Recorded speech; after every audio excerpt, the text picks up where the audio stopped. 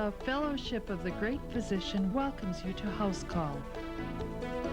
Our hosts today are doctors of chiropractic, Dr. Gerald Lala and Dr. Richard Jensen, who is also a board-certified acupuncturist, practice independently in North Oaks, Minnesota.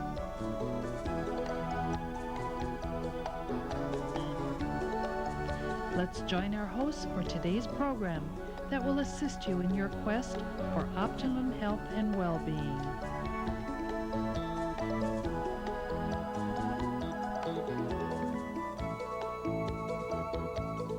Hi everybody, I'm Dr. Gerald Lala. And I'm Dr. Richard Jensen. Wonderful to have you with us on this dimension of House Call. We're in for a good program today, and as it says on your television there, healthy finger and toenails. And believe me, there should have a book written someday that says the toes and the toe and fingernails can tell stories. And so we're going to relate some scientific information to you and some natural things that you can consider if you do not have healthy finger or toenails. And we're going to talk about the causes of them and some of the wonderful solutions of them.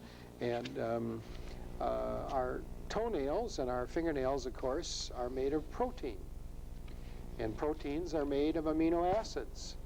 And amino acids are the major transporter of not just our vitamins and our minerals, but of hormones and antibodies, and they transport things in our blood. And we're not going to get into a lot of detail about that, but many times when there is internal malfunction and we are not maybe aware of any symptoms, maybe the health issue within our body has not reached a symptom or an alarm or red flag level yet, but it will become reflective in the nature of our hair and especially in our fingernails.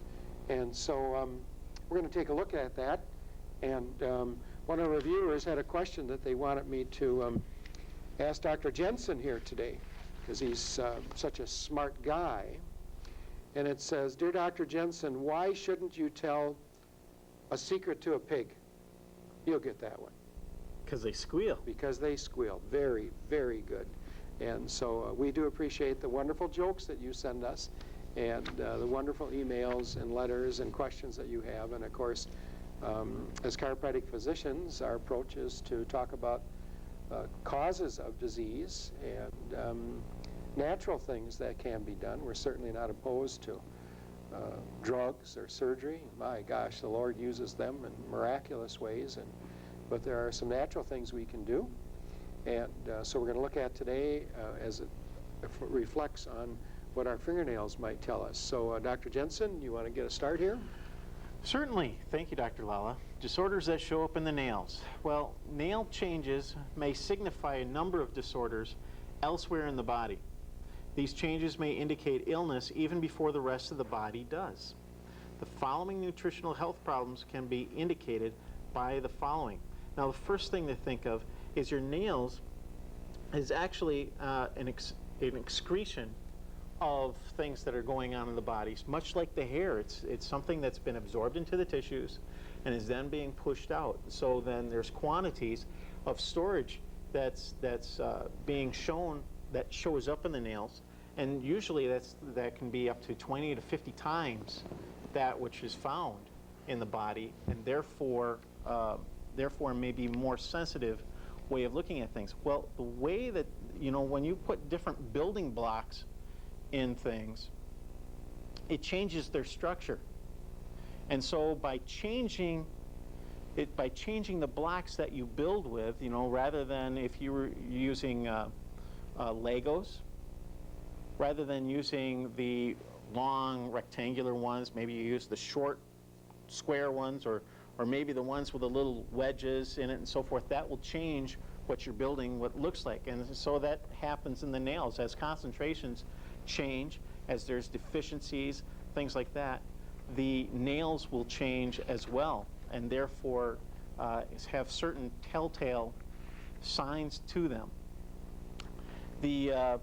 Some of those things can be, the changes that's in for instance, minerals or proteins, in which the nail is made up of that. it's interesting to note that your nail is actually made of a very, very good source of protein. It's just you can't digest it. You don't have the enzymes. So those people who are chewing their nails, they're actually getting a good source of protein, but it's not availing itself much to the body. But let's look at some of these signs that can occur from in the nails. One is thick nails. Thick nails may indicate that the vascular system is weakening and the blood is not circulating properly. Now, if you look at the metabolic processes that go into the nails, the blood circulation, as you can see, a lot of times when you're looking at the elderly, a lot of times you'll see that their nails start to get really thick. And where are the thickest nails found? At the very farthest distance of the body, which is usually the toenails. You'll see them get thicker and thicker as we age. And that's a sign that the circulatory system is starting to wane in its function. And a lot of times when we check, we can look at that and then go, oh, let's check for some problems with the circulation by checking the pulses down in the feet and in the legs. See if the feet are cold. Those are some symptoms that a person might have: cold hands or cold feet, those kind of things. Interesting thing about circulation like that, heat also goes down in those the further away from the heart that you get, or from the core, and so that can cause a problem as well. Let's go on to Dr. Lala for lengthwise grooves or ridges. Lengthwise ridges or grooves in the fingernails or the toenails, what could that be indicative of with reference to internal systemic disorders? Lengthwise grooves or ridges may indicate a kidney disorder and is often associated with aging or advanced aging. A iron deficiency also may be the precipitating factor to large ridges in the nails. The next one are white moon area, or the white moon area of the nail turns red. What does that indicate when we see that area, the white moon area of the finger or toenail turn red? It may indicate heart problems, and very, very serious issue. And so when we have a new patient, for example, in our chiropractic clinic, and we do a physical exam, of course, and an orthopedic and a neurological workup, and then decide, based on their history and what they're looking for, what test might be indicated or what treatment might be indicated. Certainly the examination should include a good exam of the finger and toenails. Now, the white moon area, if the white moon area turns slate blue, what does that indicate? Again, now the previous one, if the white moon area turns red, that can indicate, as we said, heart problems. Now, if the white moon area of the finger or toenails turns slate blue, it can indicate overexposure to silver or lung problems. So the body has interesting ways of telling us that something is not functioning, and the body will always try to tell us that there's an issue, some type of health issue going on before a major event occurs. So, for example, we can look in the eyes and see things that maybe the blood pressure is high. We can check the urine. We can check the blood. We can check the saliva. There are many diagnostic tests that we can do that will tell us and give us interpretation of internal functioning. And so to see, then, a good little statement for this is to see is to know. So if we see something, if we do tests that let us see or interpret what's going on in the body, then we can know. But to not see, then, is to not know, okay? And that's why, particularly in the area of alternative health care, there's a lot of people running around with all kinds of schemes and ideas, and some of them are legitimate. And they're saying, well, if we do this, for example, if we test the acid or alkaline, if we test the pH of your saliva and your tongue and your urine, that's going to tell us if you're acid or alkaline. Well, it doesn't. This here is a reflection of what's going on in my mouth, and what's going on in my mouth is a reflection of what I ate or what I'm going to eat, and the reflection in my urine is a byproduct, end product of digestion. It's not necessarily telling me what the systemic or the internal pH of my body is. So now brittle nails, what could that possibly indicate? It may signify an iron deficiency, thyroid problems, impaired kidney function, and circulation problems. So I'll review these now. Disorders of the nails, as Dr. Jensen said, nails may change slightly. A number of disorders may indicate elsewhere malfunctioning.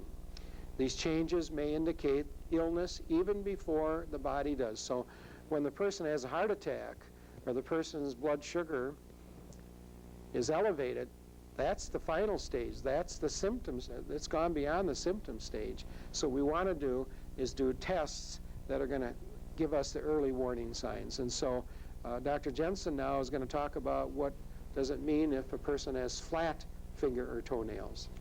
Thank you, Dr. Lala. Well, flat nails normally indicates that there's a problem where the patient has what's called Raynaud's disease. And Raynaud's disease may be an inappropriate response to hot and cold by the vascular system. So if you have cold on there, and these people who have this, we would particularly not want to use a cold therapy on them or a hot therapy on them, because we're using specific temperatures to get a specific response, and they just don't respond in that correct way. It's a kind of a cardiovascular disease, and so that can cause you to have more of a flat nail rather than to have this nice curve across here that we're normally used to. Yellow nails. Dr. Lawler, do we want to bring up that slide? I think it'd be a good idea to bring up that one of that foot. If you would, please bring up the foot slide, and Dr. Lawler, you might want to comment on this. Well, that many times people will have growth fungus infections in the fingers or hands or in the toenails, and here we see us and this patient's foot. And if you're looking at the screen over on your right, it's a nice picture of Dr. Jensen there. And he's pointing right at it now. See, he's pointing right at that large toenail. And that's a yeast infection, a fungus infection, and that's really a chronic candidiasis issue. And if you look over at the nail, the toenail, the large toe on your left, you see it starting to infestate over there as well. And so that's telling us that there's a systemic yeast infection inside of that person's body that is manifesting itself on the outside of the foot. Okay, so that's, you don't want to have that. You don't want to have that. Okay, so the next one that we're going to look at are flat nails. Or did you do flat nails? We did flat nails. nails. So yellow nails, you didn't do yellow nails, did you? That's what that slide shows. That was the yellow nail one. So may indicate internal disorders long before symptoms appear. Some of these are problems with the lymphatic system, respiratory system, diabetes, liver disorders, and candidiasis or yeast infection. White nails, where all the nail is white, indicate possible liver, kidney disorders, and possibly anemia. Dark nails, and or thin, flat, spoon-shaped nails where it has a concavity in it. That certainly is a sign of vitamin B12 deficiency and or anemia. And then Dr. Jensen? Thank you, Dr. Lala. And if you look at your nail for that spoon nail, if my hand were the nail, the normal shape has a slight curve this way and a slight curve across this way. Well, you look at that nail, and it will actually come up like this. And it's interesting when you start to look at your nails and start to see some of the details of nails, how many things you'll start to catch and go, I never noticed that before. Maybe by looking at those things, then you might want to contact somebody who's knowledgeable in nails and can therefore go through some possible tests that you might want to have, metabolic tests, and possible treatments that may come from that, because these really can be precursors to clinically showing up with these types of diseases. So on to a deep blue nail bed, the deep blue nail bed. Anybody sit there and say, oh, I just love looking into those deep blue nails of yours? No. They show pulmonary obstructions such as asthma or emphysema. It's called a cyanosis that occurs. And you normally start to see a little bit of a bluish around the lips as well, as you're just not getting enough oxygen. Then let's go on to, of course, some of the metabolic problems that we're looking at that can show up have to do with calcium. And so why don't we bring up that list of different types of calcium that we have. And there's different types of calcium that you can take for supplementation. And of course, that's, as we talked about earlier, calcium can have an effect on your nails. So here we see that of the different types of calcium we're talking about, their absorption rate that they have. And Dr. Lala, do you want to start at the top of the list? Well, the top of the list states microcrystalline hydroxyapatite, excuse me, and it's the most similar to bone density, the matrix of bone. It's the best form of calcium as far as digestion and absorption.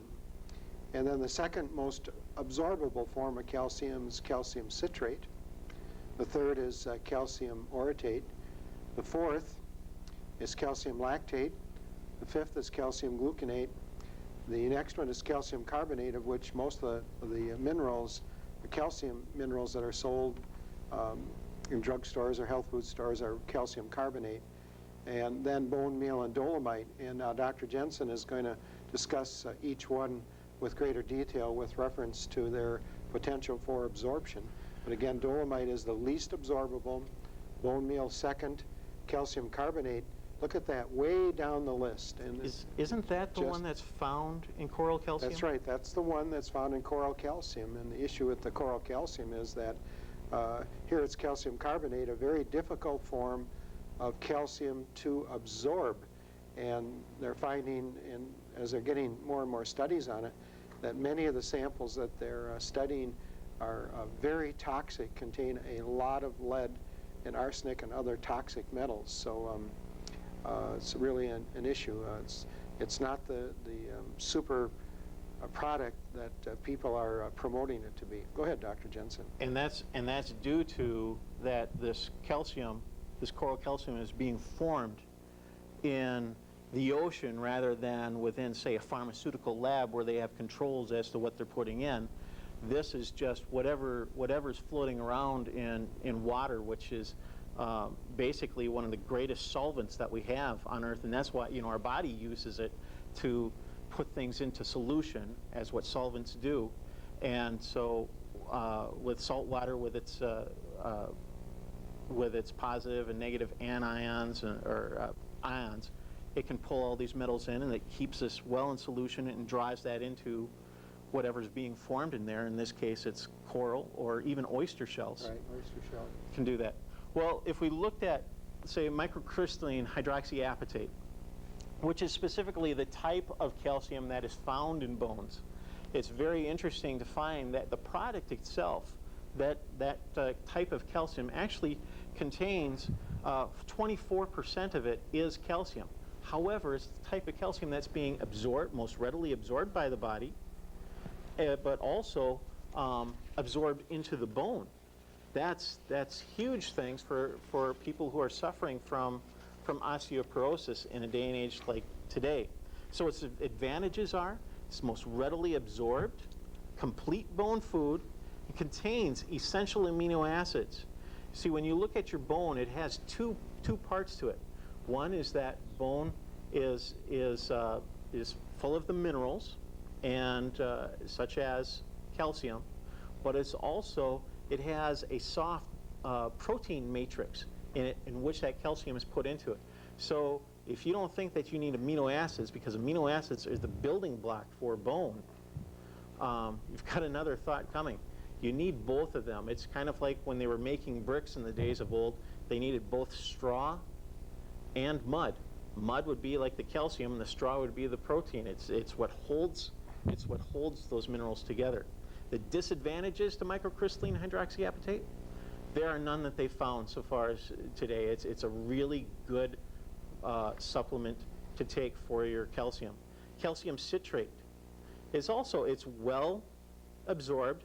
It contains a slightly lower amount of calcium. It's 22% calcium in calcium citrate. But it's not a complete bone food. It cannot supply sufficient calcium to the body because of that. Now, calcium orotate, by weight or by content, it's 12% calcium. And it may promote direct bone mineralization. So that's something that you should look at from that, a calcium orotate. Usually when you supply calcium to somebody, you really want to take 2 forms of it, just to make sure that they are getting complete calcium food for that. Now the disadvantages for it though is that it is not a complete bone food. Low level of elemental calcium, like we said, is only 12%, and many tablets are needed to get the adequate amount of calcium through calcium orotate. Calcium lactate, 18% calcium. It's well absorbed.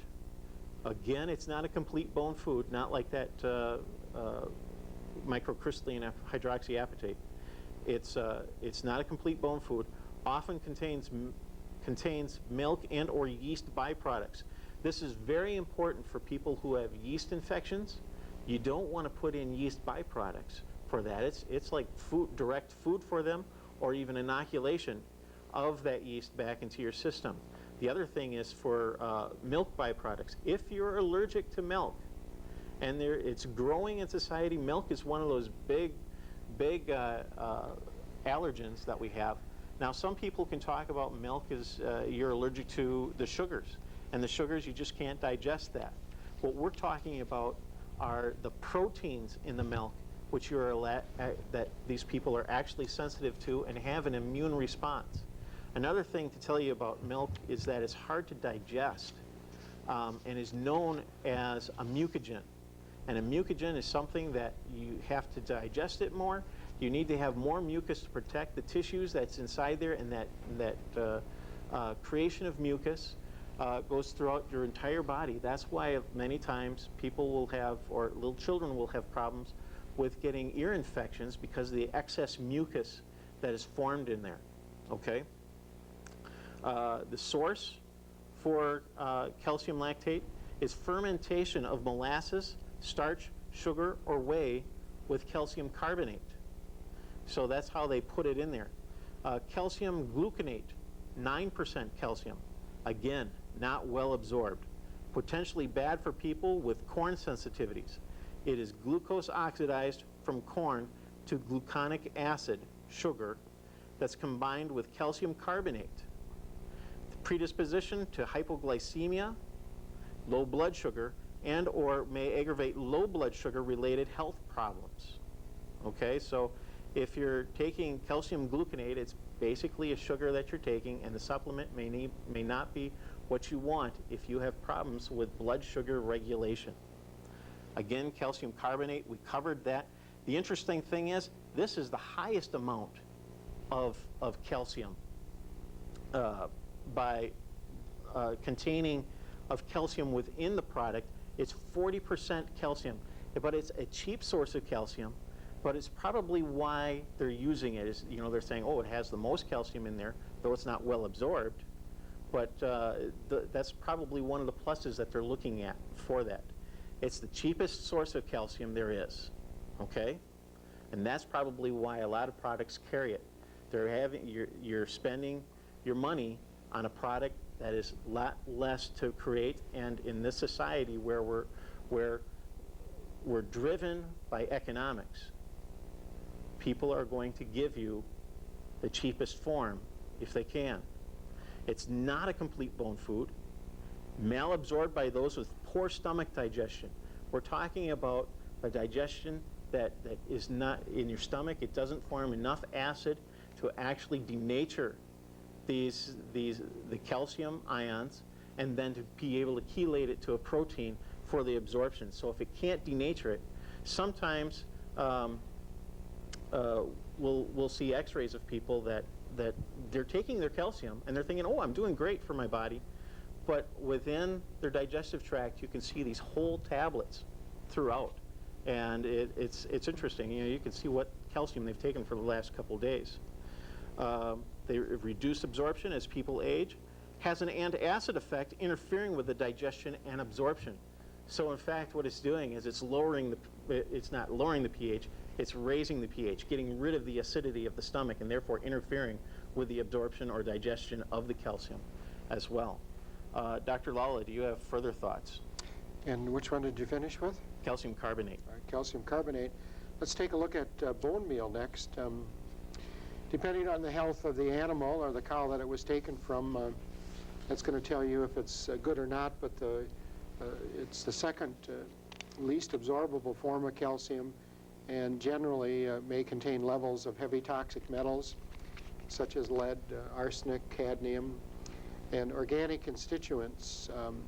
And often what the cow eats goes into its body, and of course all of our blood cells, including the animals, are manufactured in the bone marrow, and so many times the pesticides and herbicides, antibiotics that it's fed or that goes into its system, hormones that it's fed, end up within the animal, and then they usually take these old sick cows and use their bones and then process them and then turn them into bone meal, and it's really cheap to do that. The next, the least absorbable form of calcium is dolomite, and it's usually very inexpensive, but it's poorly absorbed, often is contaminated again with heavy toxic metals, and can contribute to what we call alkali syndrome. And Dr. Jensen is really good at explaining what this alkalosis or alkali syndrome is.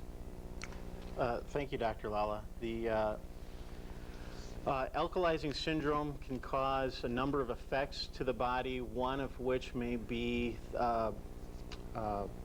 tetanus. And tetanus, or tetanizing the muscles, means that they contract and they just can't release. And so therefore, without being able to release, your muscle, your heart is a muscle, and if it can't release, it stops beating, and therefore, at a great amount of alkalosing, you can have a problem with that. One of the things that we spent a great deal of time on calcium. One of the things is I just want to quickly go through a list of things that you might want to look at your nails. If your nails is beating, that could be a rheumatoid arthritis. If you have little red or brown spots or frayed split ends, it may indicate psoriasis. Nails that chip, peel, crack, or break easily show a nutritional deficiency and insufficiency of hydrochloric acid, protein, and minerals. So I want to, the list can go on, and certainly if you call in, we can give you a list of those things. Now I want to go back to Dr. Lala for some closing thoughts. Some closing thoughts, really our opening thoughts. Our fingernails and toenails and our hair tell many stories of internal functionings within the body. And we always encourage new patients when they're going to come in, particularly if they're not an acute injury like a car accident, so many of them are, but the ones that are going to have an appointment a week or 2 weeks off, or even a little bit longer sometimes, that they not buff their nails before they come in, because we really want to see those nails in a natural state. It's very important. And they tell us many things about internal functionings of the body.